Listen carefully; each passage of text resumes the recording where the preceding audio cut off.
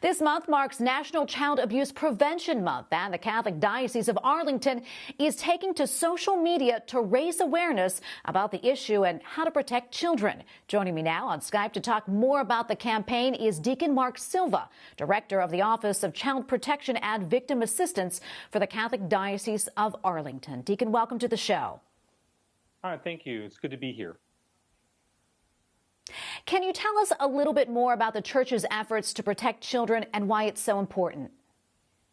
Oh, it's so very important because our children are our greatest gift, and they are literally our future and an inheritance for us. And so we have put into this effort because each year there's about 680,000 plus victims of abuse that are children under the age of 18. And so we want to get the word out there so that more people will know about abuse, how it may happen, and ways to prevent it. Especially during this time of the COVID-19, when more people are at home, unfortunately, instances of potential abuse can rise. And because that the main individuals who report it, mandated reporters, don't have access to the kids, what we're finding is that fewer referrals are being made to Child Protective Services or CPS. That was going to be one of my next questions, Deacon. How can people know if someone is being abused or neglected during this time when we're not really able to go out because of the stay-at-home orders?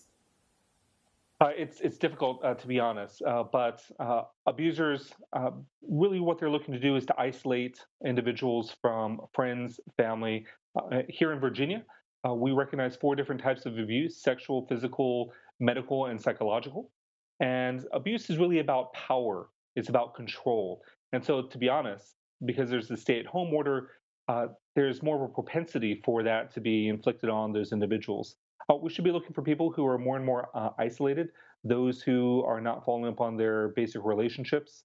We look for signs for extremes in not only behavior and hygiene, whether it's a good extreme or a bad extreme, but it's a series of I guess you would call symptoms that we should be aware of. With that, what we always encourage individuals to is if they have an inkling that they should call the CPS hotline, and with that, you can find it either online or in the yellow pages for those who still use the yellow pages, and they will walk you through it. They're the professionals.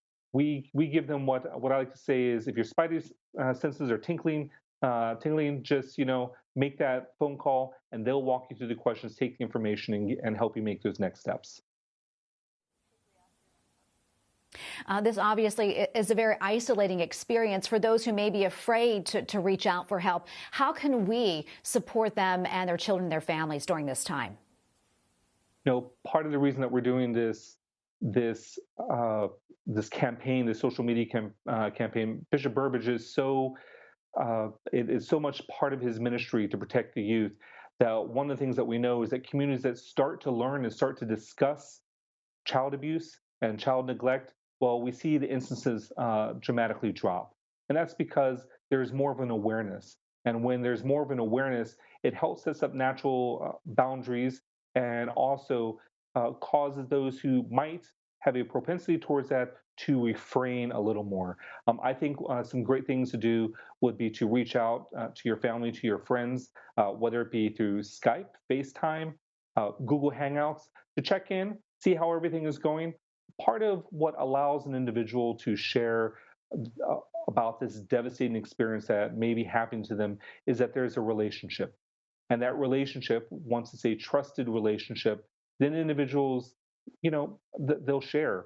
And we should be aware that when they do share, it's a traumatic experience. The individual who's hearing this, it's not their job to figure out the veracity of the claim. It's not their job to try to fix that. What they're there is to listen. We want them to try to see if they can identify who the abuser is, where it's happening, and then they need to make that call. Communicating concerns is the hardest step in protecting our youth. But once we do that, we can hand it over to the professionals. They will look at the veracity. They will look at the claims. And then, especially here in Virginia and in many states around the U.S., there are anonymity laws. So you do not have to give your name, but I always would encourage you to write down the date, time that you called, and either the case number or person that you spoke to. And that's a great first step to assist individuals. Well, Deacon, thank you so much for sharing this information with us. It's a very, very important issue. We really appreciate it. Deacon Mark Silva, thanks again. Thank you. Have a great afternoon.